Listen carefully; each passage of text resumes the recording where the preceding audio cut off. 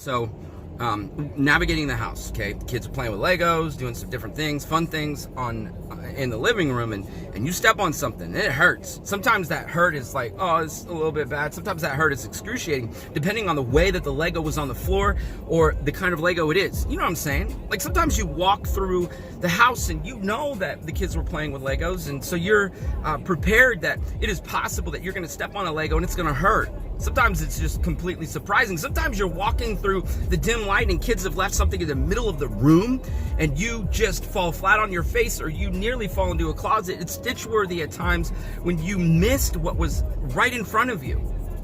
And you walk by, or someone walks by, one of the kids walk by, or this kid finds itself out in the open, in yards or in parking lots or whatever. You walk by, and I know that, like, not everything is safe to pick up with your bare hands, but like, you walk by and you look at something and you're like, somebody should really do something about that. Somebody should really do something about that. You know, when I was first married, this is something that I struggled with pretty immediately, and then adjusted pretty immediately. But, I used to shoot for the hamper with my underwear and I'd miss it. And my wife kept saying, at one point my wife was like, okay, enough's enough. If you keep missing a hamper, I'm going to start throwing your underwear away. I laughed because she's a bit sarcastic. And then a little while later, I didn't have any underwear left. And I said, babe, where's my underwear? And she said, I told you. And I laughed, I chuckled and I said, where'd you put them? And she's like, no, they're in the trash. They're gone. Wow, from that point, I saw the good I ought to do, and I started to respond to it. Right?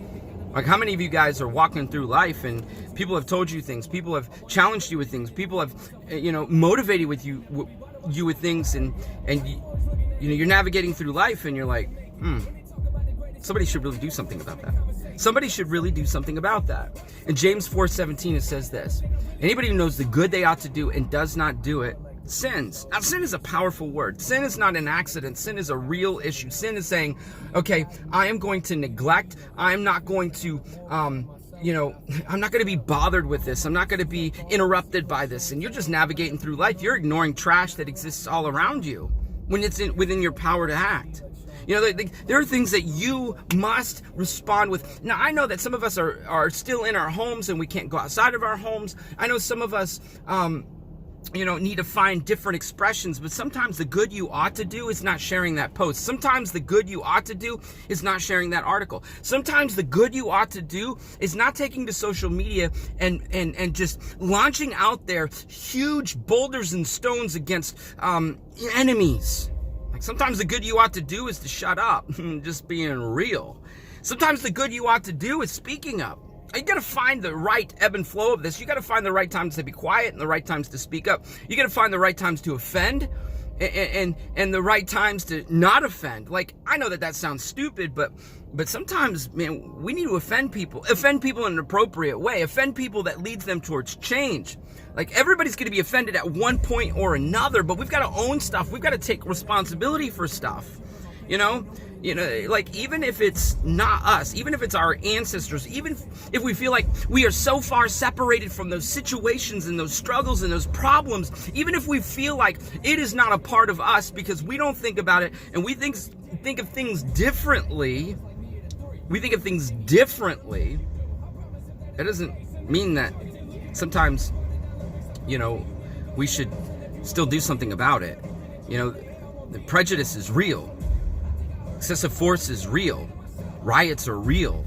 There is a chaotic experience that is unfolding in our country right now. It is just crazy the way, it's overwhelming. You watch the news, you live in those cities, you live in those places, and things are just, exploding with violence and aggression and awful things.